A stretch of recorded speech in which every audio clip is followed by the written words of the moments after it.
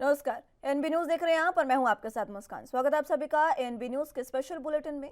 दिल्ली में Mundka metro station के पास इमारत में भीषण आग लगी और इस हादसे में 30 लोगों की मौत हो गई है, जबकि 29 लोग अभी भी लापता हैं। और इस इमारत में एक ही प्रवेश और निकास मार्ग था जो काफी छोटा था, जिससे लोगों का बचकर निकलना मुश्किल हो गया था और उन्होंने अपनी जान गंवानी पड़ी।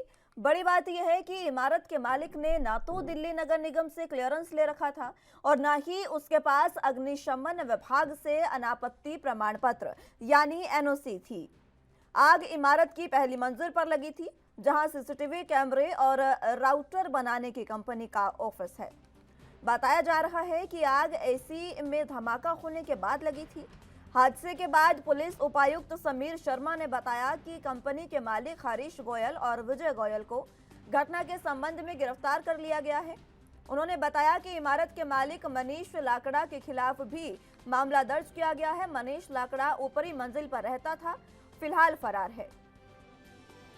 लाकड़ा के ठिकाने के बारे में अभी पता नहीं चला है, उसकी तलाशी जारी है। विशेषज्ञों के मुताबिक अवैध ढांचों, अग्नि सुरक्षा मानदंडों के पालन में कमी के कारण दिल्ली में आग लगने से जनहानि होती है। राजधानी में हाल के सालों में आग लगने की घटनाओं में लोगों को जान गंवानी पड़ी, जिसमें शुक्रवार को मुंडका में लगी आग की घटना सबसे ताजा है।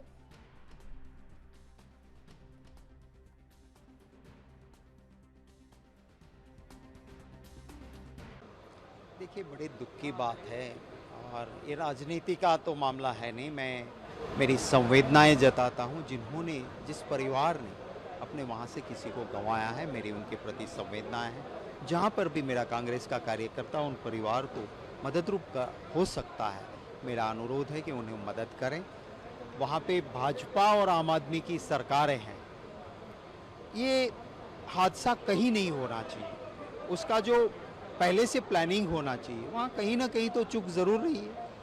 तो आगे सिर्फ इंक्वायरी से नहीं होगा, एक प्लानिंग हो कि ऐसा हादसा फिर कभी ना हो। तो रात भी आया था, जाम बहुत था, सुबह भी आए थे। अभी थोड़ा रास्ता खुला तो मैं एन मौके पे हूँ। रात जो सीढ़ियां लगाई थी लोगों को निकालने के लिए, वो सीढ़ी गांव वालों ने लगाई थी, लेकिन बैकवर्ड से भी बैकवर्ड गांव में वो सीढ़ियां आज इस्तेमाल नहीं की जाती।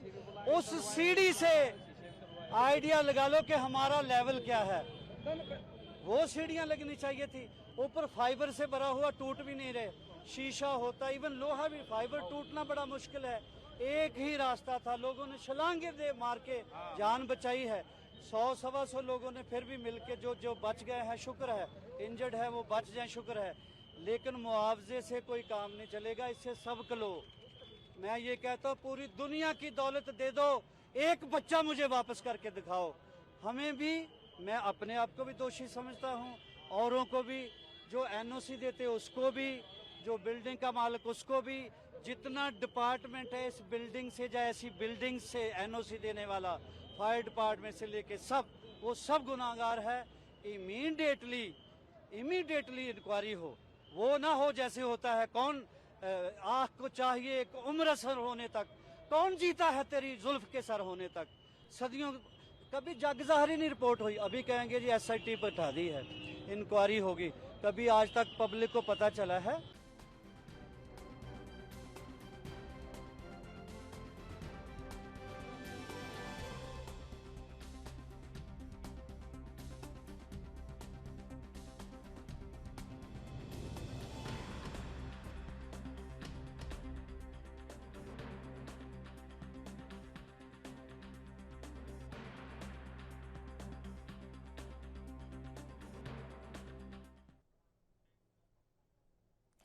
तो चलिए इसी पर चर्चा की शुरुआत कर लेते हैं। तमाम गेस्ट हमारे साथ मौजूद हैं, उनका तारुफ आपसे करवा देते हैं। राहुल आनंद जी, नेता बीजेपी से हमारे साथ मौजूद हैं। जितेंद्र पॉल जी, प्रवक्ता आम आदमी पार्टी से हमारे साथ मौजूद हैं। और राजीव तिवारी, संवाददाता दिल्ली से हमारे साथ मौजूद हैं। आप सभी का बहुत स्वागत है एनबी न्यूज पर। सबसे पहले राजीव, आप ही के पास मैं आना चाहूंगी। जहां पर यह घटना हुई उसके बाद जिस तरीके से ये बात निकलकर सामने आई कि कंपनी के पास एनओसी नहीं थी, अब उस एनओसी नहीं होने का जिम्मेदार किसे ठहराया जाए? और बाकी जो इस समय दिल्ली में कितनी ऐसी फैक्ट्रियां, स्कूल, कॉलेज और संस्थान हैं जो बिना एनओसी के चल रहे हैं, जानकारी? देखिए, बिल्कुल सही कहा आपने। यहाँ पर बात करें जिस तरीके से मुर्गा इलाके के अंदर मेट्रो स्टेशन के पास एक कह सकते हैं कंपनी के अंदर आग लगती है फर्स्ट फ्लोर के ऊपर। उसके बाद में वो आग जो है वो इतनी भीषण हो जाती है कि उसके अंदर लगभग कह सकते हैं 30 लोगों की जान चली जाती है, मगर अभी भी लगभग से 28 लोग जो है उसमें लापता बताए जा रहे हैं। मगर जो लगभग 50 के करीब जो लोग थे वो फायर विभाग ने मशक्कत के बाद उनको सुरक्षित निकाल भी लिया गया। मगर यहाँ पर जिस तरीके से एनओसी नहीं थी ये कहा जा रहा है, और लगातार इस तरीके की कंपनियां जो हैं या फिर फैक्ट्रियां जो हैं वो दिल्ली के हर इलाके के अंदर है। मगर यहाँ पर बात करेंगे स्कूलों के अंदर या फिर कहे कंपनियों के अंदर फायर के कितने इंतजाम होते हैं, उनसे ही जरा जानने की कोशिश करते हैं। अभी हम खड़े हैं कह सकते हैं एक स्कूल के अंदर। यहाँ पर ये स्कूल जो है वो हमारे पीछे नजर भी आ रहा होगा आपको। मगर ये स्कूल के अंदर क्या फायर के इंतजाम हैं या नहीं है, या दिल्ली के अंदर जितनी भी फैक्ट्रियां हैं कंपनियां हैं उनके अंदर फायर के इंतजाम कितने किए गए हैं, वही चीज आज हम जानने की कोशिश करते हैं। हम चलते पहले स्कूल के अंदर कि ये स्कूल कौन सा है और लगातार इस स्कूल के अंदर किन किन माध्यमों से सुरक्षा की व्यवस्था बनाई गई है, हम दिखाने की कोशिश करेंगे कि पहले यहाँ पर सिलेंडर लगा है या नहीं लगा है। ये एक व्यक्ति के पास हम दिखाने की कोशिश करेंगे कि ये देखिए इनके हाथ में एक सिलेंडर है जो ऑक्सीजन कह सकते हैं फायर के इंतजाम के लिए इसमें बताया जाता है, और यहाँ तक कि दूसरा सिलेंडर भी है जो वो अंदर स्कूल के अंदर लगा हुआ है। हम दिखाने की उसे भी कोशिश करेंगे कि सुरक्षित देखिए हमारे पीछे आपको दिख भी रहा होगा कि जो ऑक्सीजन कह सकते हैं आग बुझाने के लिए जो इस्तेमाल किया जाता सिलेंडर वो भी है यहाँ पर है। यानी कि अभी स्कूल के अंदर लगातार कहीं ना कहीं सुरक्षा व्यवस्था जो है वो कहीं ना कहीं बनाई गई है, और लगातार कहीं ना कहीं जो कंपनियों के अंदर सुरक्षा नहीं है या फायर के इंतजाम नहीं है या एनओसी नहीं है उनके ऊपर जरूर कार्रवाई होनी चाहिए थी। हाँ, वो हमारे साथ काफी लोग हैं, यहाँ के स्थानीय लोग भी हैं, स्कूल के कह सकते हैं जो अधिकारी हैं वो भी मौजूद है। उनसे जानने की कोशिश करते हैं क्या आप लोगों के पास क्या एनओसी है। सर, आपसे पहले जानना चाहेंगे क्योंकि आप स्कूल के कह सकते हैं अधिकारी हैं, तो यहाँ पर जितने फायर के इंतजाम किए गए हैं क्या आप लोग एक तरफ से सुरक्षित है, और जो मुड़का इलाके के अंदर हादसा हुआ उसके लिए जिम्मेवार कौन है? देखिए, मुंडका में जो हादसा हुआ उसके जिम्मेदार सरासर दिल्ली सरकार है, क्योंकि दिल्ली सरकार ने जब फैक्ट्री एरिया दिया हुआ है तो उनको वहाँ शिफ्ट क्यों नहीं किया गया, क्यों रिहायशी इलाकों में फैक्ट्री दी गई। फिर जैसा कि पता लगा कि उसकी एनओसी नहीं थी तो उसके लिए उसके संबंधित विभाग जिम्मेदार है। और हाँ, स्कूलों के लिए हमारे स्कूल के अंदर जो है हमने हर प्रकार से इंतजाम किया हुआ है। पानी का भी सिस्टम है, फायर का भी सिस्टम है, और मैं आपको एक एक दिखा भी सकता हूँ। और हमारे स्कूल के 2 गेट हैं। एक छोटा गेट है जिसमें 1-2 व्यक्ति निकलता है। अगर स्कूल के बच्चों की छुट्टी होती है तो हम दोनों गेट खोल देते हैं ताकि बच्चे आसानी से बाहर निकल सके। अगर खुदा ना खास्ता कि स्कूल के अंदर कोई बाई चांस कोई हादसा भी हो जाता है तो हमारे स्कूल में ऐसा हादसा नहीं होगा, क्योंकि हमने पूरा इंतजाम किया हुआ है फायर का भी और मेन गेट का भी सब फायदा किया हुआ है। अच्छा, जिस तरीके से कहा जा रहा है कि मुड़का इलाके के अंदर जो फैक्ट्रियां थी या फिर कंपनियां थी जिसके अंदर आग लगी है, जो 30 लोग मारे गए हैं, उनके पास एनओसी नहीं थी, क्या आप लोगों के पास एनओसी है? और दिल्ली के अंदर लगभग जितनी भी फैक्ट्रियां चल रही हैं क्या सबके पास एनओसी है? देखिए, सबका तो नहीं कह सकते, लेकिन हम अपने स्कूल का कह सकते हैं। हमारे पास सब प्रकार की सरकार द्वारा सारी एनओसी है हमारे। तो आपका स्कूल का नाम क्या है? ये बताइए। हमारे स्कूल का नाम है श्री फूलचंद वैश्य वरिष्ठ माध्यमिक विद्यालय पाड़ी दिल्ली 6।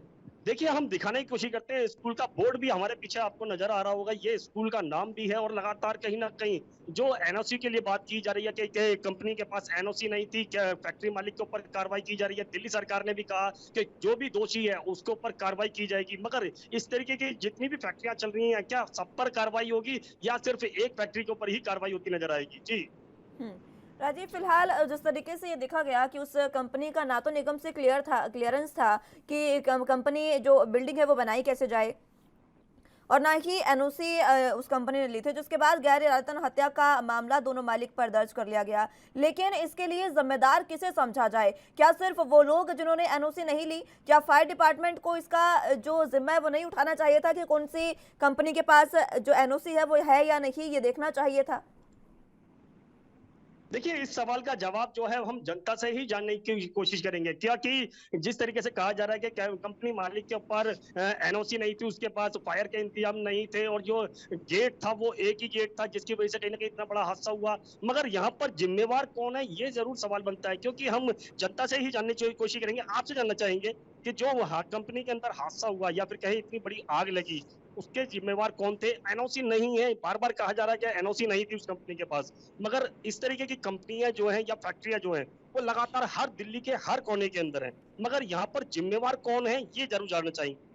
देखिए, जिम्मेदार जिस भी क्षेत्र में है ये फैक्ट्रियां जो बिना एनओसी की चल रही है, उस क्षेत्र का संबंधित एरिया इंस्पेक्टर, एरिया एसडीएम और जो दिल्ली सरकार तो है ही मेन, ये ज्यादा जिम्मेदार है। अच्छा, आपसे जानना चाहेंगे जिम्मेवार कौन है?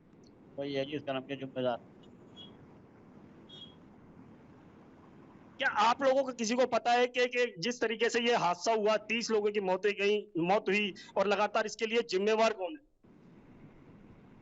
जिम्मेदार सभी है, जितने जिम्मेदार लोग हैं एरिया क्षेत्र के सभी लोग जिम्मेदार हैं। सरकार, दिल्ली सरकार जिम्मेदार है वहाँ की एरिया। दिल्ली सरकार के ये मुंडका मुख्यमंत्री में ने जो कहा हादसा कि हुआ, हम जांच करेंगे। ठीक है राजीव, मुंडका में जो हादसा हुआ उसमें क्या समझा जाए? क्या अभी तक दिल्ली में आम आदमी पार्टी की सरकार ने या फिर बाकी जो भी संबंधित विभाग है उन्होंने क्या इस तरीके का कोई आदेश दिया कि दिल्ली में सर्च किया जाए, ये देखा जाए कि किसके पास एनओसी है किसके पास नहीं है, ये तमाम चीजें क्या ऐसे कोई आदेश दिए गए? क्योंकि देखिए बहुत सारी बिल्डिंग्स है, रिहायशी इलाके बहुत सारे दिल्ली में है, चाहे स्कूल हो चाहे कॉलेज हो चाहे मॉल हो, वहां पर आम जनता सबसे ज्यादा रहती है। भीड़ भाड़ वाले इलाकों में अगर इस तरीके की घटनाएं दिल्ली में हो रही है और लगातार हो रही है, 2019 में भी इसी तरीके की घटना देखने को मिली थी जब फैक्ट्री में आग लगी तो 48 लोग उसमें जो दम घुटने से मर गए थे। और अब भी एक बार फिर से यह हादसा, ना तो पहले के हादसों से सीखा जा रहा है कुछ, क्या इस बार कोई आदेश दिए गए दिल्ली सरकार द्वारा? देखिए, बिल्कुल सही कहा आपने। यहाँ पर बात करें जिस तरीके से इस फैक्ट्री के अंदर आग लगी या फिर और भी दिल्ली के अंदर कई जगहों पर ऐसे हादसे हो चुके हैं, मगर उसके लिए जिम्मेवार कौन है? हर बार कहा जाता है कि दिल्ली सरकार के द्वारा भी, केंद्र सरकार के द्वारा भी, पुलिस के द्वारा भी कि हम जांच करेंगे, जांच के अंदर जो भी दोषी होगा उसके ऊपर कार्रवाई की जाएगी। मगर सिर्फ एक जगह या एक फैक्ट्री के ऊपर कार्रवाई करने से कोई रास्ता नहीं निकलेगा। इसी सवाल का जवाब जानना चाहेंगे, हम आपसे जानना चाहेंगे कि जिस तरीके से कहा जा रहा है दिल्ली सरकार के द्वारा कि हम जांच करेंगे, जांच के अंदर जो भी दोषी होगा उसके ऊपर कार्रवाई की जाएगी, मैं क्या सिर्फ एक फैक्ट्री के ऊपर कार्रवाई करने से सब कुछ शांत हो जाएगा या फिर दिल्ली के अंदर बाकी जो फैक्ट्रियां चल रही है इलीगल, जिनके पास एनओसी नहीं है, क्या उनके ऊपर भी कार्रवाई होगी कुछ? देखिए, केजरीवाल सरकार जो है जब भी हादसा होता है वो यही कहती है कि जांच करेंगे। मैं कहता हूँ जांच करने की जरूरत ही नहीं है, अगर जांच से पहले ही आप ये उचित कार्रवाई करें कि ये ऐसा हादसे ना होंगे, इसके लिए पहले से आप कार्रवाई करें ना। अब उदाहरण के तौर पे अभी हाल ही में अपना फिल्मिस्तान के पास के अनाज मंडी में आग लगी थी, लगभग 40 लोग गए थे, लेकिन वहां पे फिर वो वैसा ही स्थिति आ गई है। अच्छा, आपने कहा कि फिल्मिस्तान यानी कि आपके स्कूल के कुछ दूरी पर ही इस तरीके का हादसा हुआ था जिसके अंदर लगभग 45 लोग मारे गए थे, मगर उसके बाद में भी कहीं ना कहीं इसी तरीके का काम जो है वो दिल्ली के अंदर पूरी तरह से जारी है। तो ये इसके लिए क्या है, वो सरकार या एरिया का जो इंस्पेक्टर होता है उसकी जिम्मेदारी है। वो ये अगर इस समय तरीके की पे जांच जो है हर बार कहा जाता है कि हर बार जांच होगी, मगर जांच के नाम पर सिर्फ खाना पूर्ति। बिल्कुल खानापूर्ति होती है। मैं ये कहता हूँ ना, आप हादसे के बाद में कहते हैं जांच बैठा रहे हैं, जांच होगी जांच अरे ऐसा काम ना हो, उससे पहले ही कार्रवाई की जाए ना, क्यों कार्य को होने देते हैं? अब मान लीजिए मैं अगर यहाँ पे रिहायशी इलाके में फैक्ट्री लगा रहा हूँ और मैंने अपना महीना बांध दिया, वो चलती रहती है, ऐसा नहीं होना चाहिए। अच्छा, महीना बांधने की बात की आपने, महीना किससे बांधा जाता है? पुलिस से, एमसीडी से या फिर किसी अधिकारी? तो ये समझते तो हर डिपार्टमेंट लेता है मेरे हिसाब से, तो हर तो डिपार्टमेंट। देखा आपने कहीं ना कहीं मिली भगत के द्वारा ही इस तरीके की फैक्ट्रियां या फिर कहें जो इलीगल काम होते हैं वो इसी तरीके से चलते हैं और सबका खर्चा बंधा हुआ होता है जी। हमारे साथ, लेकिन जिस तरीके से मुंडका में ये फैक्ट्री थी उसके पास एनओसी नहीं थी। अगर बात करें पिछले तमाम जगहों की तो उसमें भी ऐसी चीजें देखने को मिली है। राजीव, आप बने रहिए हमारे साथ, जानकारी मैं आपसे लेती रहूंगी। लेकिन फिलहाल लगातार मुंडका में जो हिंसा हुई, मुंडका में जो अग्निकांड हुआ, उससे पहले भी 2019 में इसी तरीके की एक घटना हो चुकी है जिसमें दिल्ली में एक पैकेजिंग फैक्ट्री में आग लगी थी। और 2019 की उस घटना से दिल्ली सरकार ने या फिर दिल्ली के गृह विभाग ने, दिल्ली की पुलिस ने कोई भी सीख नहीं ली और इस बार एक बार फिर से दिल्ली में मुंडका मेट्रो स्टेशन में ये आग लगी।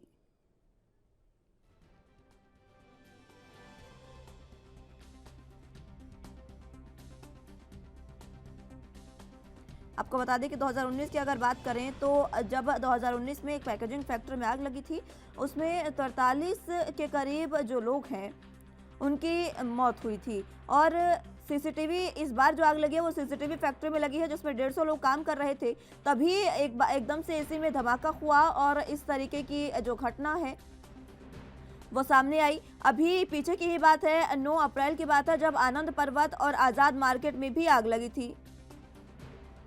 और इस तरीके की घटनाएं लगातार सामने आ रही है जब दिल्ली में इस जो अलग अलग इलाके हैं उनमें आग लगती है। और गर्मी इतनी भीषण है, आग एक अनहोनी घटना है, कभी भी हो सकती है, किसी भी तरीके से हो सकती है, इसमें किसी का हाथ नहीं हो सकता। लेकिन जिस तरीके से इंतजाम होने चाहिए उसमें सीधे तौर पर सरकारों को ये देखना चाहिए कि कितने इंतजाम अभी पुख्ता कर लिए गए हैं या फिर कितने इंतजाम नहीं है। इसमें अब जिस तरीके से मुंडका में यह हादसा हुआ, इसमें भी सरकार को देखना चाहिए और इसकी पूरी जानकारी लेनी चाहिए कि आखिर कंपनी ने एनओसी नहीं ली थी और कितनी ऐसी कंपनियां हैं जिनके पास एनओसी नहीं है। क्योंकि एनओसी अगर नहीं होगी तो जिस तरीके से हमने पहले इतनी घटनाएं देखी है और अब भी वही घटनाएं हमें देखने को मिल रही है।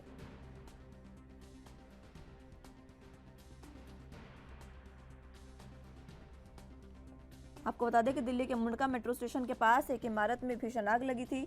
इस हादसे में 27 से ज़्यादा लोगों की मौत हो गई है, जबकि 29 लोगों को अब तक लापता होने की खबर है। इस इमारत में एक ही प्रवेश और निकास मार्ग था, ये भी आपको बता दें, और जो एक प्रवेश और निकास मार्ग था वो भी काफ़ी छोटा था, जिससे लोग वहां से बचकर नहीं निकल पाए और जिंदा ही लोग जल गए और ये बड़ा हादसा हो गया।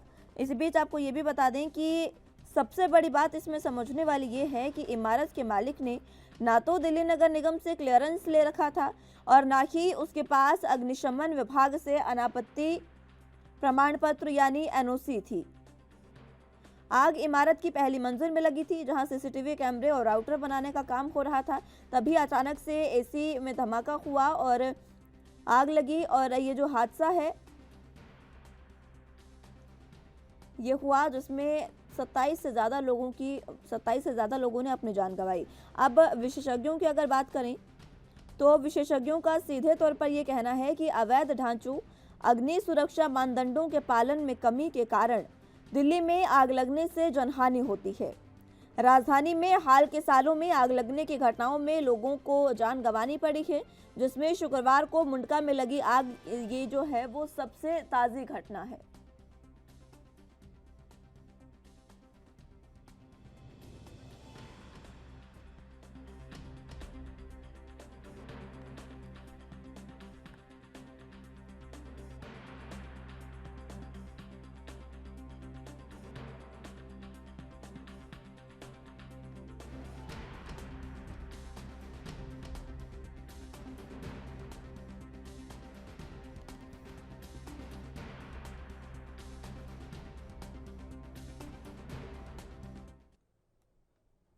चलिए चर्चा की शुरुआत कर लेते हैं। तमाम गेस्ट हमारे साथ मौजूद हैं, उन्हीं के साथ एक बार फिर से चर्चा की शुरुआत कर लेते हैं। सबसे पहले जितेंद्र पॉल जी, मैं आप ही के पास आना चाहूंगी और सवाल मेरा एक बार फिर से यही आपसे कि आखिर एनओसी नहीं थी, उसके बाद क्या जांच के आदेश दिए गए अभी तक? डिस्टर्बेंस आ रही बीच में। मुस्कान जी ऐसे है, अभी अभी मैं एक वो बाइट देख रहा था स्कूल वालों की, उन्होंने भी बोला भाई उनके पास तो एनओसी है, लेकिन वो पूछ रहे थे उनसे, वो राजीव आप किस पर फिक्स करेंगे, तो दिल्ली सरकार पर आती है। देखिए ऐसी बात है, ये जो पहले तो दुर्घटना है, इसके लिए हम अपनी संवेदना प्रकट करते हैं। है ये इसमें बहुत सरकार ने तुरंत इसका नोटिस लेते हुए इसकी मैजिस्ट्रियल जांच की ऑर्डर दे दिए हैं और जो भी जिनकी भी इनमें मौत हुई है 10-10 लाख रुपया उनको और 50,000 जो जख्मी हुए उनके लिए। हाँ, एक बात जरूर है कि इसकी पूरी पड़ताल होनी चाहिए।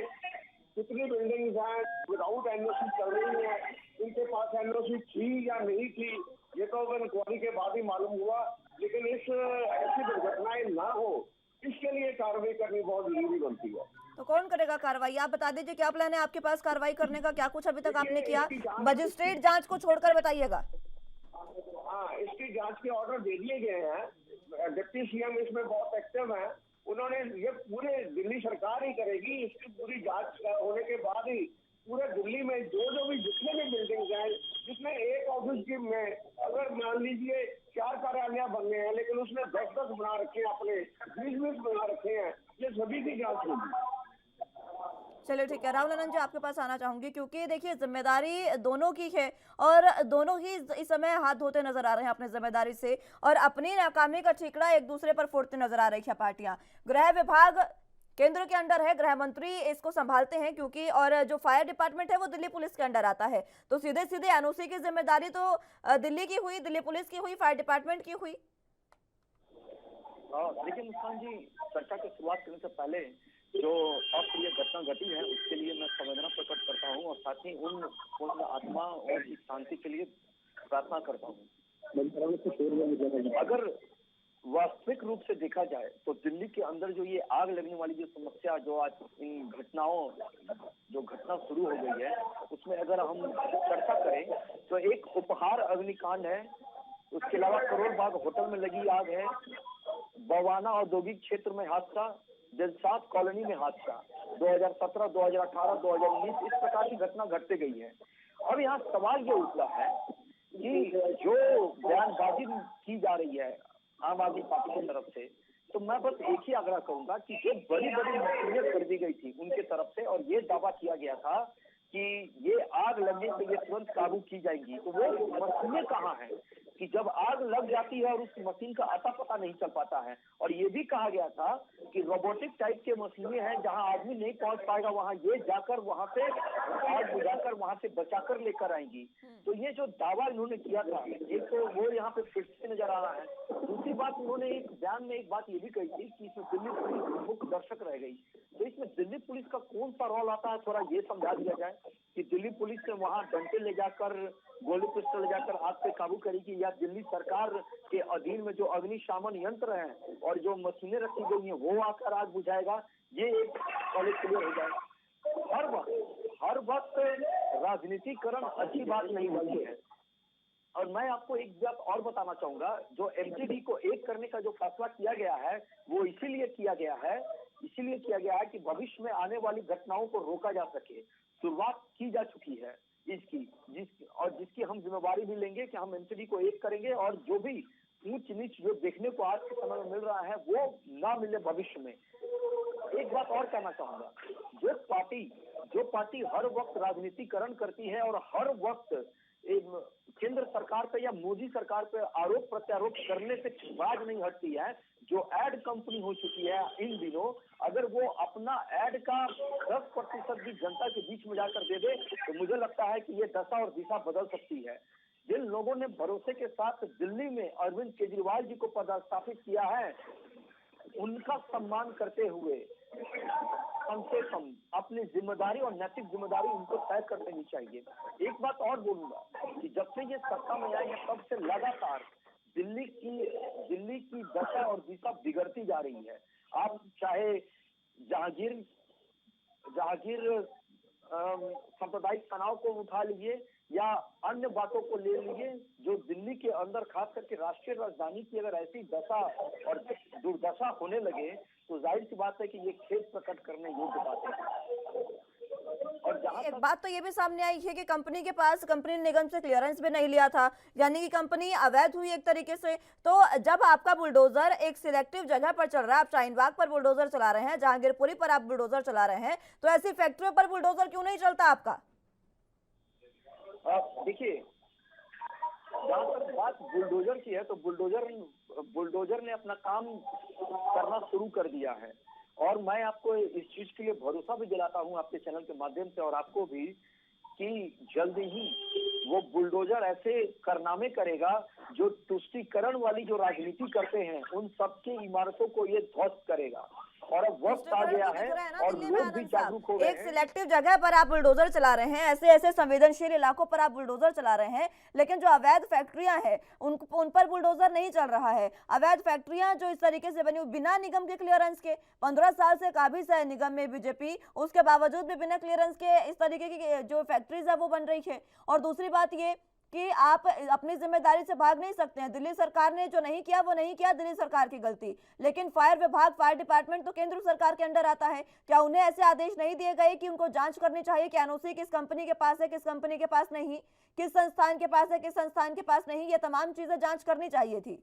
मैं आ रही हूँ आपके पास, राजीव। मुस्कान जी, मैं बोलूं, मैं आ रही हूँ राहुल आनंद जी आपके पास। राजीव जी देखिए, एक सवाल जरूर बनता है यहाँ पर जिस तरीके से भाजपा के नेता कह रहे हैं कि बुलडोजर अपना काम कर रहा है, मगर यहाँ पर सबसे बड़ी कमी भी हम बताने की कोशिश करेंगे कि कमी कहाँ पर है।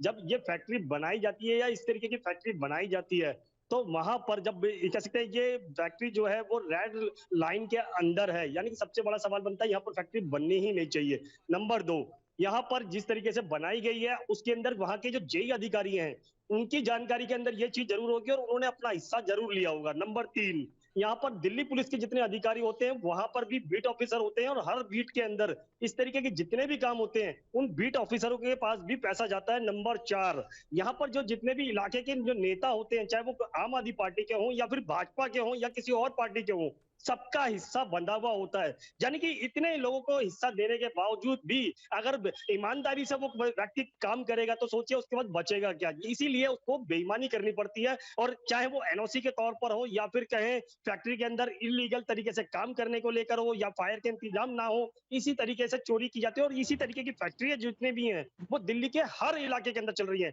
एक इलाके की बात नहीं करूंगा, चाहे इसके अंदर आम आदमी पार्टी जिम्मेवार है चाहे भाजपा जिम्मेवार है, हर इलाके के अंदर इस तरीके की फैक्ट्रियां बिल्कुल चलती हुई नजर आ रही हैं। और अगर कहें तो हर इलाके के अंदर, यानी एक छोटी सी बात बताता हूँ, नबी करीम जैसे इलाके के अंदर हर छोटी छोटी फैक्ट्रियां बैग बनाने की हो, प्लास्टिक बनाने की हो, हर छोटी छोटी फैक्ट्रियां चल रही हैं। और यहाँ पर बीट ऑफिसर को भी पता है, जेई को भी पता है, एमसीडी के, और यहाँ तक कि जो इलाके के जो नेता हैं, चाहे वो छोटे नेता हैं या बड़े नेता हैं, सबको जिसकी जानकारी है सबका हिस्सा बंधा हुआ है, मगर सब अपने अपने आंख कान नाक जो है वो बंद करके बैठे हुए हैं। जी चलिए जवाब दे दीजिए राहुल आनंद जी।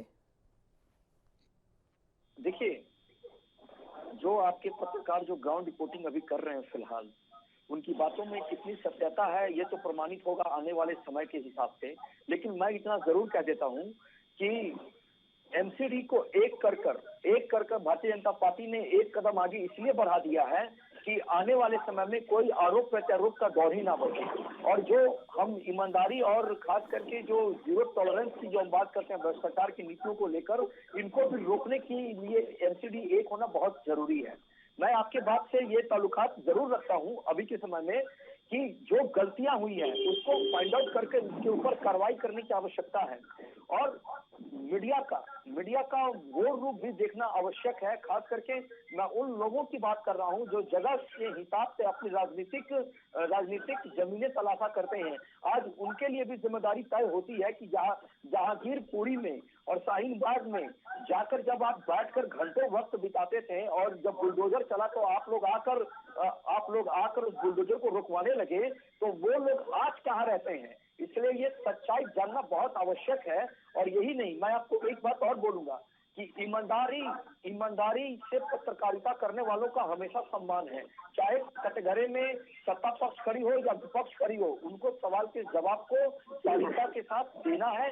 मैं आपको एक जरा और आपकी बात का केंद्रित करूंगा। अभी कुछ समय पहले आपके विधायक जो अमितुल्लाह जी हैं, उनको समन भेजकर उनको बुलाया गया। उन्होंने कानून के सामने जिस प्रकार की बातें रखी, कहा कि मैं कानून को मानता ही नहीं, तो आप उस संविधान की शपथ कैसे ले लेते हैं?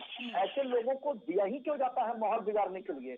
तो इन सब चीजों पे अगर हम 1 to 1 बैठकर अगर कार्रवाई करने लगेंगे, बातें करने लगेंगे, तो वो चीज भी दूर नहीं होगी। जब हम जिस प्रकार आज देश की सशक्त होने की बात करते हैं, दिल्ली भी हमारा वैसा ही होगा। और मैं इस बात को बिल्कुल सहयोग करता हूं। और मैं आपकी जो हमारे प्रवक्ता हैं, इन लोगों ने, आप पार्टी ने एमसीडी को एक होने से रोकने के लिए इन्होंने आरोप प्रत्यारोप लगाया था। हमने एक किया और आने वाले समय में इसका बेनिफिट निश्चय ही जनता को मिलेगा।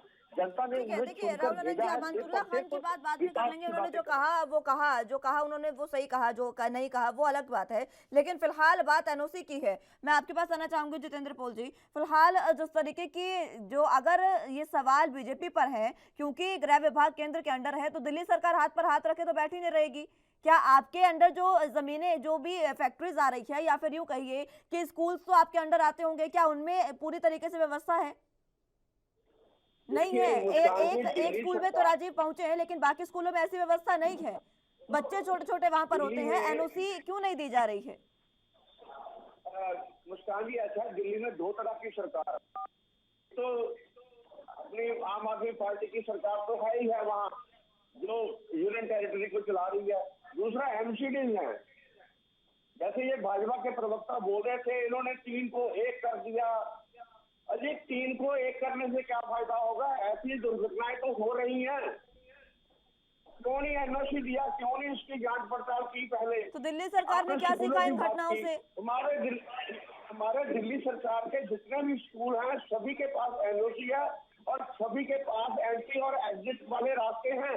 आग लगने की जैसी घटनाएं को रोकने वाले सभी उनके पास यंत्र हैं।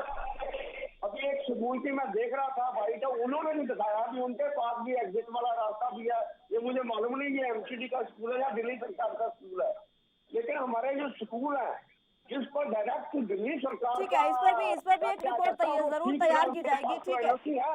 ठीक है जितेंद्र जी, इस पर भी एक रिपोर्ट जरूर तैयार की जाएगी कि दिल्ली के स्कूलों में कितनी सुविधाएं हैं, एनओसी है उनके पास या नहीं, और फायर के लिए कितनी सुविधाएं उनके पास है। लेकिन फिलहाल जो तरह की घटनाएं लगातार हो रही है उनसे दिल्ली सरकार कुछ नहीं सीख रही है।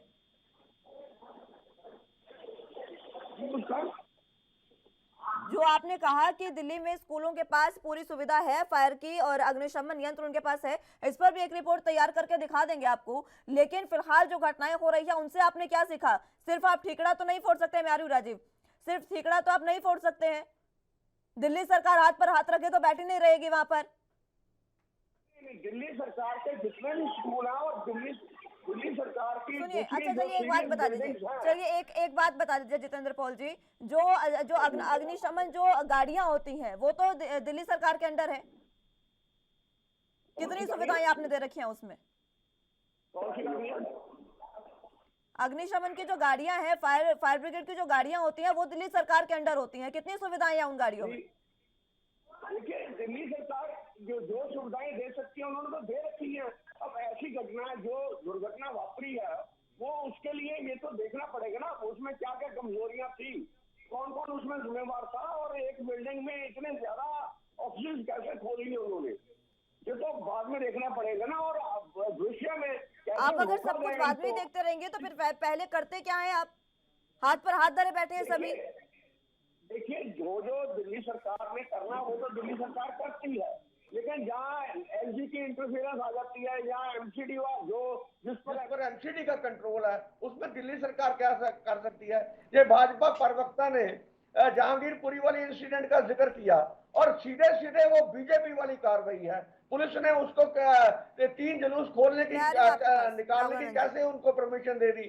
पहले 2 जुलूस निकले। जहांगीरपुरी की बात नहीं हो रही है जितेंद्र पॉल जी, जहांगीरपुरी की बात नहीं हो रही है। नहीं, वो ये बार बार बात करते हैं ना जहांगीरपुरी वाली, ये बुलडोजर पॉलिटिक्स, ये तो धमकाने वाली ये मुद्दों से भटकाने वाली बात मत करिए। ठीक है, मैं लौट रही हूँ आपके पास। ठीक है, मैं आ रही हूँ आपके पास। राजीव कुछ कहना चाह रहे हैं? राजीव देखिए बिल्कुल सही कहा आपने। यहाँ पर बात करें भाजपा के नेता की या फिर आम आदमी पार्टी की, यहाँ पर दोनों ही जिम्मेवार है, क्योंकि दोनों की ही जिम्मेवारी बनती है। क्योंकि निगम के द्वारा कहीं ना कहीं इस तरीके की फैक्ट्री जो है उनको परमिशन क्यों दी जाती है, ये भाजपा की जिम्मेवारी है, क्योंकि भाजपा के अंदर ही निगम आता है। आम आदमी पार्टी की बात करें दिल्ली सरकार की, तो दिल्ली सरकार भी कहीं ना कहीं फायर की जो गाड़ियां हैं वो दिल्ली सरकार के अंडर आती हैं। और इसी को लेकर आदेश गुप्ता ने ये कहा था कि गाड़ियां जो है वो पुराने मॉडल के हिसाब से चल रही हैं, यानी कि जो फायर का इंतजाम है वो पुराने के हिसाब से चल रहा है। आज की जो नई टेक्नोलॉजी है वो इस्तेमाल क्यों नहीं की गई? नंबर 3, यहाँ पर जिस तरीके से अरविंद केजरीवाल ने कहा कि कल पहुंचकर मुड़का के अंदर कि हम जांच करेंगे, जांच सिर्फ एक फैक्ट्री पे की जाएगी या फिर बाकी जो कंपनियां चल रही हैं हर इलाके के अंदर उसके ऊपर की जाएगी? यहाँ पर अरविंद केजरीवाल जी ने बिल्कुल स्पष्ट नहीं करा। मगर यहाँ पर आप जनता से ही पूछने की कोशिश करते हैं कि हर इलाके के अंदर जिस तरीके की इलीगल फैक्ट्रियां चल रही हैं उसके अंदर एमसीडी भी रोल रखती है अपना, दिल्ली पुलिस भी रोल रखती है, दिल्ली सरकार भी रोल रखती है, भाजपा भी रोल रखती है। मगर यहाँ पर उनसे ही जानने की कोशिश करते हैं कि वाकई सच्चाई क्या है। मैं आपसे जानना चाहूंगा, पहले तो आप आ गई फिर बताइए मुझे ये कि जितनी भी इलीगल फैक्ट्रियां चल रही हैं, चाहे वो मुर्गा की हो, फिल्मिस्तान की हो, या नबी करीम की हो, या संगम बिहार की हो, या फिर साउथ दिल्ली की हो, इतनी भी फैक्ट्रियां चल रही हैं, इनके अंदर कहीं भी ना कहीं कमी होती है। उस कमी को छुपाने के लिए कुछ ना कुछ रिश्वत दी जाती है। मगर आपके हिसाब से दिल्ली सरकार जिम्मेवार है। दिल्ली सरकार कहती है कि जी हमने जांच का विषय बिठा दिया, मगर जांच सिर्फ एक फैक्ट्री पर ही क्यों हो रही है? देखिए दिल्ली सरकार अपना पल्ला झाड़ती है। मैं समझता हूँ दिल्ली के मुख्यमंत्री दिल्ली के मालिक हैं, तो उन्हें चाहिए कि आपसे यही रोकना चाहूंगा। आपने कहा दिल्ली सरकार जिम्मेवार है, मगर दिल्ली सरकार के अंडर में फायर डिपार्टमेंट की जितनी भी गाड़ियां हैं वो आती हैं, आज तक वो गाड़ियां चेंज क्यों नहीं की गई और नई टेक्नोलॉजी इस्तेमाल क्यों नहीं की गई? क्योंकि जो मुड़का के अंदर हुआ उसके अंदर लगभग 6 घंटे का समय लगा फायर को कंट्रोल करने में। देखिए, ये तो सरकार का अपना अंदरूनी मामला है कि नई गाड़ियां क्यों नहीं दी। तो मैं कहता हूं केजरीवाल जी, अगर आपको पता है कि इस तरह से हादसे हो रहे हैं तो क्यों नहीं आप उनको गाड़ी नई नई प्रोवाइड करें। ठीक है आजकल नई राजीव, ठीक है, टेक्नोलॉजी चल रही है, इसी सवाल उनको पर एक बार जल्द से जवाब ले जल्द लेते मुहैया हैं। कराएं। ठीक है, इसी सवाल पर जवाब लेता है। जतिंदर जी बता दीजिए एक बार, खुद जनता कह रही है कि मुखिया हैं केजरीवाल दिल्ली के, उसके बावजूद भी फायर की गाड़ियां क्यों आधुनिक नहीं हो पाई हैं?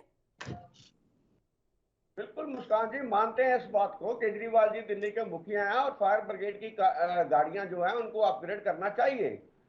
अब ऐसी दुर्घटनाएं जब जैसे ये हुई है मुंडका वाली दुर्घटना, सर दुर्घटना होने के बाद में ही क्यों सरकार इसमें गंभीरता से इस पर विचार कर रही है। सरकार इंतजार करती है, सरकार पहले इंतजार करती है कि पहले कोई बहुत बढ़िया सी घटना हो जाए, दुर्भाग्यपूर्ण घटना हो जाए, उसके बाद हम विचार करेंगे इस पर। पहले विचार करने की जरूरत आपको लगती नहीं है क्या? नहीं, ऐसी बात नहीं है मुस्कान जी। जो कार्रवाई तो क्या विचार किया आपने, ये बता दिया अभी तक। सर ये तो जवाब अपना छुड़ाने की वाली बात हो गई ना। हेलो जी बताइए, आपने क्या विचार किया? देखिए, इसकी मजिस्ट्रियल जांच की इंक्वायरी दे दी गई है। अब रिपोर्ट कितनी बार एक बात को गाएंगे जतिंदर पॉल जी, कितनी बार एक ही बात को गाएंगे? दे दी आपने जांच के आदेश, ठीक है, हो जाएगी जांच, लेकिन एक फैक्ट्री की होगी या पूरी फैक्ट्री होगी? राउटर कंपनी थी, उसको गिरफ्तार कर भी लिया गया है, ऐसी कोई बात नहीं है। ठीक है, आपके पास जवाब नहीं है इस सवाल का, राहुल आनंद जी। ठीक है, जवाब नहीं है आपके पास, राहुल आनंद जी। देखिए मुस्कान जी, जनता जनार्दन ने भी एक बात को स्पष्ट कर दिया। जो आपके पत्रकार जो ग्राउंड रिपोर्टिंग कर रहे हैं, मैंने सुना कि उसने स्पष्ट किया कि ये मुखिया का काम होता है इन सब चीजों को संभालना।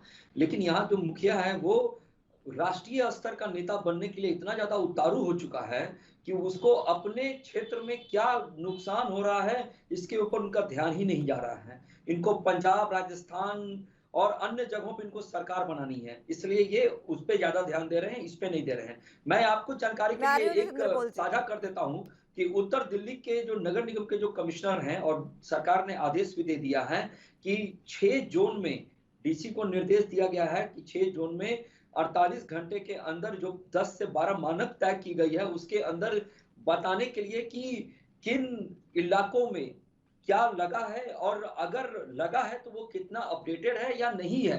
अगर दोबारा निर्माण किया गया है पुरानी इमारतों पे तो वो खड़ा है या नहीं है, ये सारी चीजों के आदेश जारी कर दिए गए हैं। अगले 48 घंटे के अंदर ये सच्चाई भी सबके सामने प्रस्तुत हो जाएगी। लेकिन मैं आपसे एक बार फिर जी, जनता ने कह दिया कि दिल्ली के मुखिया का ये काम है, लेकिन जनता हर चीजों में इतना भी नहीं घुसती है। जनता को शायद ये ना पता हो कि गृह विभाग किसके अंडर आता है। जो फायर ब्रिगेड का काम है, फायर डिपार्टमेंट जो है वो दिल्ली सरकार के अंडर है, और दिल्ली सरकार केंद्र सरकार के अंडर है, तो फायर डिपार्टमेंट का काम किसका हुआ? तो मैं थोड़ा आपको मुस्कान जी यहाँ पे क्लियरफाई करूंगा।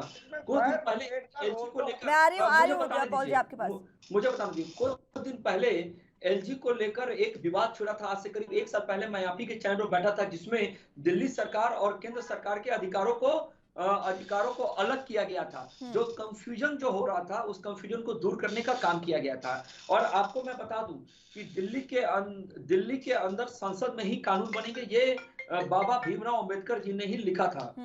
जब अधिकारों का बंटवारा किया गया था तो उस समय अरविंद केजरीवाल जी उस समय भी लड़ रहे थे, शायद इसीलिए कि आपके अधिकार क्या है, हमारे अधिकार क्या सीमित है। जो आपके अधिकार है अगर आप उससे भी वंचित रहते हैं तो इसका मतलब दिल्ली आपसे नहीं समझ रही है, ये समझना होगा। और जहां तक फायर सिस्टम है दिल्ली सरकार के अधीन आता है, तो दिल्ली सरकार ने जो कुछ दिन पहले एक दावा भी किया था, चर्चा के शुरुआत में मैंने आपसे कहा भी था कि उस दावे में ये कहा गया था कि नई मशीनें आई हैं जो रोबोटिक तरीके से है, वो जाकर आग बुझाएगी। वो मशीनें कहाँ है?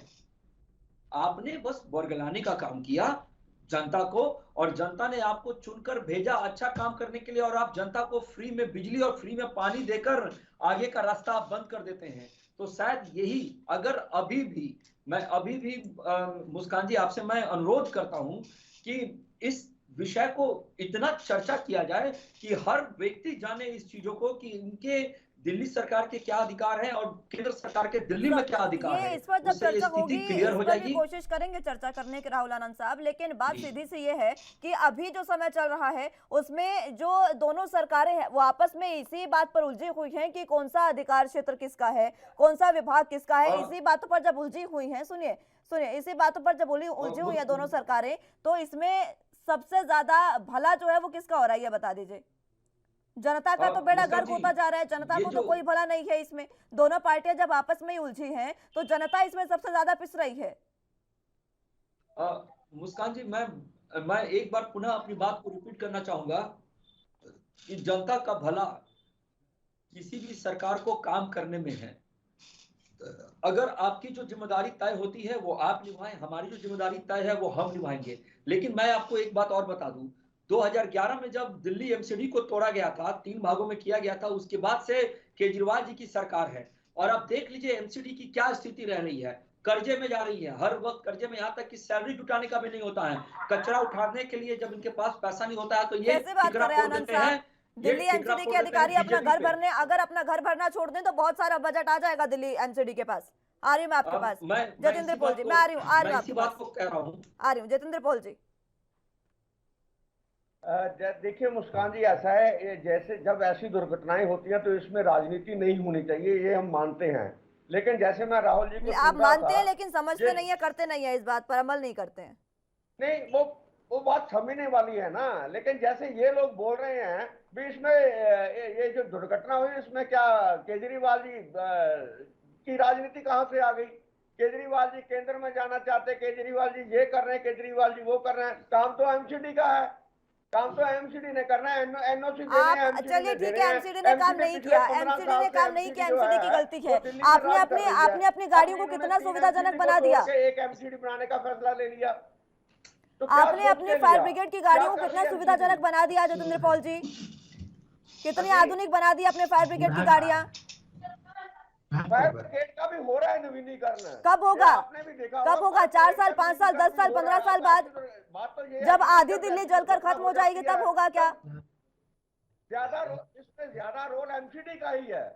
आग लगने के बाद ठीकरा मत फोड़िए जतेंद्र पॉल जी, बार बार कह रही हूँ, अपनी नाकामी का ठीकरा एक दूसरे पर मत फोड़िए। आधी दिल्ली जलकर राख हो जाएगी तब आप तमाम गाड़ियों को सुविधाजनक करेंगे, तब आप गाड़ियों को आधुनिक करेंगे क्या? ऐसी बात नहीं, सरकार अपना काम कर रही है। कहाँ है तो आपकी सुविधाजनक गाड़ियां, आधुनिक गाड़ियां कहाँ है आपकी फायर ब्रिगेड की? बिल्डिंगे हैं, अवैध ऑफिस खुले हैं, उन पर क्या कार्रवाई हो रही है? अब अगर ये बात ऐसी हो, अपने सवालों का जवाब दीजिए, उनसे सवाल मैं कर लूंगी। आपके पास सवाल का जवाब नहीं है तो साफ मना करिए। मेरे पास जवाब है इसका। दिल्ली सरकार अपना काम कर रही है, इसकी मजिस्ट्रियल जांच की इंक्वायरी दे रही है। 10-10 लाख रुपया जिनकी मौत हुई है उनको देना है, 50-50 हजार जो इसमें जख्मी उनको देना है। और इसके बाद इंक्वायरी के बाद जो भी सामने आएगी बात, उसके बाद सारा फैसला लिया जाएगा भी क्या करना है। क्योंकि अवैध निर्माण दिल्ली में बहुत ज्यादा है, ये तो बुलडोजर ही चला सकते हैं और क्या कर सकते हैं। अगर दिल्ली की एमसीडी भी दिल्ली सरकार के पास आ जाती है तो उसके बाद आप देखेंगे भी बहुत फर्क पड़ जाएगा इसमें। मुझे ऐसा लग रहा है जतेंद्र पॉल जी कि आप यहाँ भी सिर्फ राजनीति अपने हाथ में लेने की कोशिश कर रहे हैं। इतना लंबे समय आपको हो गया दिल्ली में, आपसे अपनी फायर ब्रिगेड की जो गाड़ियां हैं वो आधुनिक नहीं की गई है। अभी आप और इंतजार कर रहे हैं कि 1-2 घटनाएं और हो जाएं, उसके बाद आप उन फैक्ट्रियों पर भी अमल करेंगे, उन फैक्ट्रियों पर भी जांच करेंगे।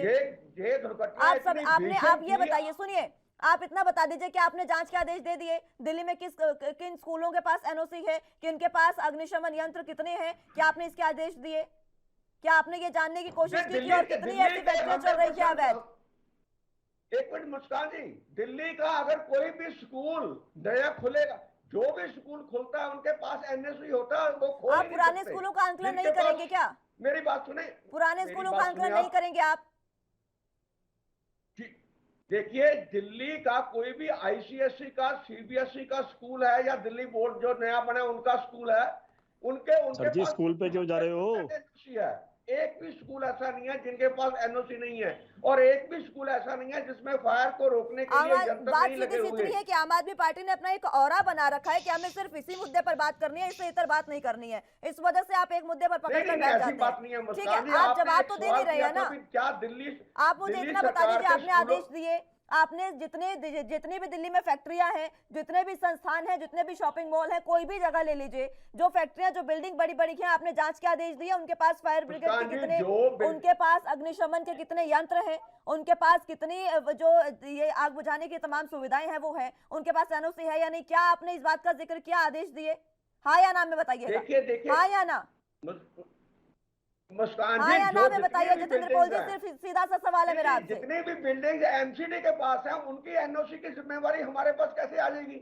चलिए ठीक है, जितनी बिल्डिंग एमसीडी के, इसका मतलब ये है कि दिल्ली सरकार हाथ पर हाथ धरे बैठी है। आप बीजेपी पर आरोप लगा लीजिए, बीजेपी आप पर आरोप लगा रही है और इसमें पीस जता रही है। राजीव, ठीक है, मैं लौट रहा हूँ आपके पास। राजीव, देखिए बिल्कुल सही कहा आपने। यहाँ पर बात करें आम आदमी पार्टी के नेता की, तो जिस तरीके से वो भाजपा के ऊपर आरोप लगा रहे हैं कि भाजपा ने ये नहीं किया, भाजपा ने वो नहीं किया, और भाजपा वाले आम आदमी पार्टी के ऊपर आरोप लगा रहे हैं कि आम आदमी पार्टी ने फायर स्टेशन को इतना मजबूत नहीं किया, नई टेक्नोलॉजी इस्तेमाल नहीं की। मगर यहाँ पर दोनों की कमियां हैं, हम जनता से ही जाननी चाहेंगे, क्योंकि हाँ, अगर हम अपनी तरफ से कुछ बोलते हैं तो कहेंगे कि जी ग्राउंड रिपोर्ट की जो है रिपोर्ट जो है वो गलत दिखाई जा रही है। हम जनता से ही जाननी चाहेंगे। सर, आपसे जानना चाहूंगा मैं, जिस तरीके से दिल्ली सरकार ने अब जांच के आदेश दे दिए, जांच के आदेश सिर्फ एक फैक्ट्री पे दिए गए, बाकी जो फैक्ट्रियां इलीगल चल रही हैं अभी भी, जिनके पास एनओसी नहीं है, वो उनके लिए दिल्ली सरकार ने अभी तक कोई भी जवाब नहीं दिया। क्या लगता है आपको? मेरा इलाका 2000, इस इलाके में 2000 फैक्ट्रियां हैं, मतलब किसी में कोई इंतजाम नहीं है, और एक एक कमरे में 30 से 40 आदमी काम कर रहे हैं, कोई व्यवस्था नहीं है, दिल्ली सरकार की तरफ से कोई व्यवस्था नहीं है। ठीक है जी। और आज तक इस मामले में अरविंद केजरीवाल चीफ मिनिस्टर जैसा मैंने निकम्मा आदमी नहीं देखा। मतलब आदमी की कोई कीमत नहीं है। अच्छा, एक सवाल मैं आप इनसे ही जानना चाहूंगा। आपने कहा आपके इलाके के अंदर 2000 कंपनियां चल रही हैं, फैक्ट्रियां चल रही हैं इलीगल चल रही है ना? तो यही चीज आपसे जानना चाहूंगा, जब चलती हैं फैक्ट्रियां तो किस किस को खर्चा दिया जाता है? क्योंकि सबने अपने अपने मुंह बंद क्यों कर रखे? जी, मतलब कोई दिल्ली सरकार का आदमी आता है, कोई एमसीडी का आता है, सभी आते हैं, मतलब लेके चले जाते हैं, कोई अपना खर्चा लेके चले जाते हैं, खर्चा लेके। और तो अधिकारियों के पास नींद क्यों नहीं खुलती? जब हादसा हो जाता है उसके बाद ही क्यों जागते हैं? तो हमारा चीफ मिनिस्टर निकम्मा है, ध्यान ही नहीं देता इन बातों की तरफ। वो तो कह रहा है मैं बहुत कुछ कर रहा हूँ। अब मैंने आज तक इस इलाके का जो पार्षद है या इस इलाके का क्या बोलते हैं विधायक है, विधायक तो कभी मैंने देखा ही नहीं कोई दौरा कर रहा है। और एक एक कमरे में मतलब 15-15 बच्चे काम कर रहे हैं। कौन से इलाके में बच्चे काम कर रहे हैं, लेडीज काम कर रही है। राजीव, कहाँ है आप? विधायक कौन है यहाँ का? देखिए, यहाँ का विधायक की बात करें तो इनसे ही जानना चाहेंगे, क्योंकि हम अपने शब्दों में नहीं कहेंगे, इनसे ही जानना चाहेंगे विधायक कौन है, निगम पार्षद कौन है। सर ये बताइए पहले तो, विधायक कौन है? विधायक इमरान हुसैन। इमरान हुसैन मंत्री हैं आम आदमी पार्टी के। निगम पार्षद कौन है? निगम पार्षद क्या नाम है? शाहीन कुरैशी। ये कौन सी पार्टी के हैं? आपके पार्टी। आप सुना आपने कि ये आम आदमी पार्टी के मंत्री हैं, यहाँ के विधायक इमरान हुसैन जी, और आम आदमी पार्टी के ही निगम पार्षद है, और वो उनके इलाके के अंदर बच्चों के द्वारा इस तरीके से काम करवाए जा रहे हैं। सवाल का जवाब सर आपसे ही बनता है। ठीक है जितेंद्र जी, आप तो दे दें जवाब, आप इससे ज्यादा कुछ कहने की जरूरत भी नहीं है हमें। नहीं मुस्कान जी, ऐसी बात नहीं है। देखिए, सीधा जिम्मेवारी एमसीडी की तरफ से लेकर दिल्ली सरकार पे डाल देनी। सर यहाँ पर एमसीडी का रोल ही नहीं आया अभी। राजीव जी, मैं बोल रहा हूँ, आप टोकिए ना। अगर उसका विधायक या उनका पार्षद जो है, अगर वो आम आदमी पार्टी से आता है, तो इसका मतलब ये तो नहीं बन जाता ना उनके उस एरिया में जितनी अवैध बिल्डिंग्स हैं उनके एनओसी उनके पास क्यों नहीं है? ये बिल्कुल आम आदमी पार्टी का अधिकार नहीं है। यही रोकना चाहूंगा आपको, 1 मिनट का समय दीजिए खाली मुझे, मैं आपको क्लियर कर देता हूं। आपके पास आ रही हूँ। बिल्कुल सही कह रहे हैं आप जितेंद्र पॉल जी, बिल्कुल सही कह रहे हैं। आम आदमी पार्टी का कोई अधिकार थोड़ी है। आम आदमी पार्टी तो सत्ता की मलाई चाटने के लिए आई है बस यहाँ पर। राहुल आनंद जी, देखिए, अपनी जिम्मेदारी से हर वक्त भागने का काम आम आदमी पार्टी करते आई है, और वहां की जनता को इन्होंने बस प्रलोभन देने का काम किया है, और अपनी नैतिक जिम्मेदारी से वो पीछे हटे हैं। मैं अभी भी अपनी जिम्मेदारी को आपके चैनल के माध्यम से लेने को तैयार हूं, लेकिन उन मूलभूतों को जिसको हम सुधार करने की कोशिश कर रहे हैं और जिसको हम करने के लिए प्रयासरत हैं, और जल्दी ही वो हर सारे मसलों का निष्कर्ष निकल जाएगा। और जब एमसीडी एक हो जाएगा तो जिस किसी की भी सरकार होगी, जो कोई भी होगा, वो लोग ही उसके लिए जिम्मेदार होंगे। अभी एक दूसरे पे बयानबाजी करके निकलने का समय नहीं है, इसके अंदर काम करने का समय है।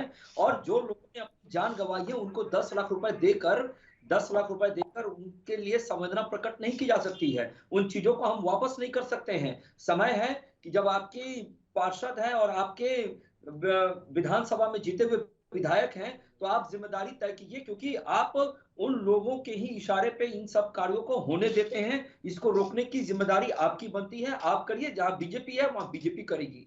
ठीक ठीक है, लेकिन बीजेपी भी तो अपनी जिम्मेदारियों से भाग नहीं सकते ना आनंद साहब। जिम्मेदारी तो बीजेपी की है। फायर डिपार्टमेंट, मैं बार बार कह रही हूँ, फायर डिपार्टमेंट तो है ना बीजेपी के अंडर। आपको क्या जांच नहीं करनी चाहिए? क्या जांच के आदेश केंद्र को नहीं देने चाहिए कि पूरे दिल्ली में जांच की जाए किस फैक्ट्री के पास एनओसी है, किसके पास नहीं? देखिए मुस्कान जी, जिम्मेदारी और जांच कभी भी पूर्ण होनी चाहिए और वो लेनी चाहिए। जो दिल्ली सरकार की जिम्मेदारी है वो दिल्ली सरकार लेगी, और जो बीजेपी की जिम्मेदारी है वो बीजेपी लेगी। लेकिन सरकार का मुखिया कौन है ये भी बात होनी चाहिए। अगर मुखिया टाइट रहेगा, अगर वो सशक्त रहेगा, मजबूत रहेगा, अगर तो वो किसी को भी झुका सकता है। जिस जनता को बीच में जाकर आप वोट लेते हैं, उसी जनता के बीच में जाकर आप अपनी बातों को रख सकते हैं, और इससे वो पारदर्शिता के साथ और निखार आएगा। और दिल्ली के लिए, दिल्ली को 2011 के बाद दिल्ली की जो यथास्थिति आज देखने को मिल रही है, 2011 के पहले वैसी नहीं थी। तो ये चीज जरूर समझ में आता है कि जो तुष्टीकरण की जो लोग बातें करते हैं और जो तुष्टीकरण की राजनीति करके अपनी रोटियां सेकते हैं और अपने आप को राजनीतिक मजबूती प्रदान करते हैं, उन लोगों को जवाब देने का वक्त आ गया है।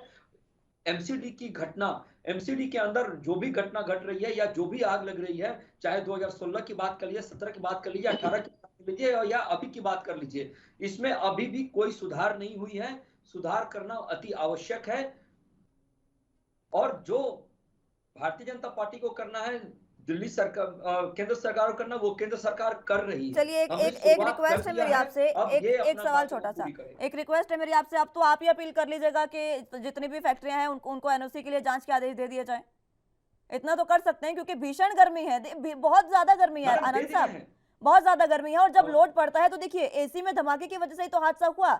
इतनी गर्मी की वजह से जब इस तरीके के हादसे होंगे तो हमारे पास पहले से तमाम सुविधाएं होनी चाहिए, ताकि इतनी बड़ी दुर्घटना ना हो। मैडम, जांच के आदेश दे दिए गए हैं। 48 घंटे के अंदर सभी लोगों को चिन्हित कर उनके ऊपर कार्रवाई करने की बात की गई। मैं एक फैक्ट्री पर जांच के आदेश की बात नहीं कर रही हूँ आनंद साहब, सभी फैक्ट्रियों पर। मैं एक फैक्ट्री की बात नहीं कर रहा हूँ। जो जांच के आदेश दिए हैं सारी कंपनियों के ऊपर दिए गए हैं। चलिए ठीक है, बहुत बहुत अच्छी बात है कि जांच के आदेश दे दिए गए हैं। जतेंद्र पॉल जी, आप अपनी बात रखें जल्दी से।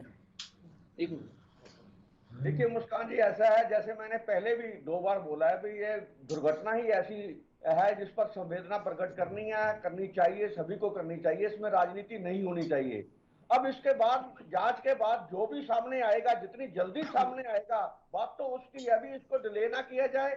और दिल्ली में जितनी भी अवैध कंपनियां चल रही हैं, या एक बिल्डिंग में एनओसी तो ले लिया, 10 लोगों की जगह है, लेकिन उसमें 100 लोग काम कर रहे हैं, इस पर जांच बहुत जरूरी है। लोगों की जान की कीमत का कोई मूल्य नहीं होता, लोगों की जांच की कीमत का कोई मूल्य नहीं होता, तो इसलिए जांच करनी बनती है। और जो भी अवैध ऐसे चल रहे हैं उन पर सख्ती से कार्रवाई की जाएगी। ये हमारा दिल्ली सरकार का आपसे तो निवेदन है। दिल्ली सरकार का हमसे निवेदन है, हमारा दिल्ली सरकार से निवेदन है कि जल्द से जल्दी इस पर पूरे तरीके से कार्रवाई की जाए। जतेंद्र पॉल जी, अगर एक कमरे में 100 लोग काम करें, और अभी आपने सुना यहाँ पर जो स्थानीय निवासी मौजूद थे, उन्होंने खुद कहा कि एक छोटा सा कमरा है, 10 लोगों का कमरा भी नहीं होगा वो, जिसमें 30-30, 40-40 लोग काम कर रहे हैं, और दोनों वहां पर पार्षद भी आम आदमी पार्टी के और विधायक भी आम आदमी पार्टी के, जो नदारद है, दिखते ही नहीं है आसपास।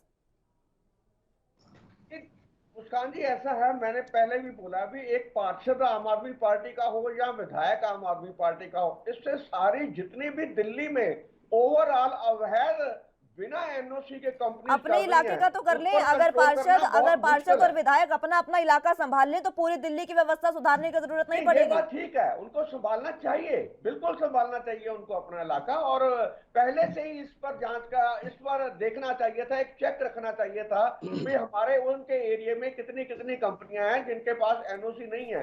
लेकिन ये सारा कुछ ऐसा है, एमसीडी के अंडर भी आ जाता है, ऑफिसर्स की भी जिम्मेवारी बनती है, और ये जांच का विषय बन गया है, और जल्दी ही आपके सामने रिजल्ट्स आएंगे। जतेंद्र पॉल जी, कब जिम्मेदारी समझेंगे आप? अभी भी एमसीडी, ये जल्दी से अभी भी एमसीडी, अभी भी फायर डिपार्टमेंट अपनी जिम्मेदारी कब समझेंगे? दिल्ली सरकार अपनी जिम्मेवारी समझते हुए दिल्ली सरकार ने तुरंत उसके मजिस्ट्रियल जांच के आदेश दे दिए हैं और उसके बाद कार्रवाई होगी।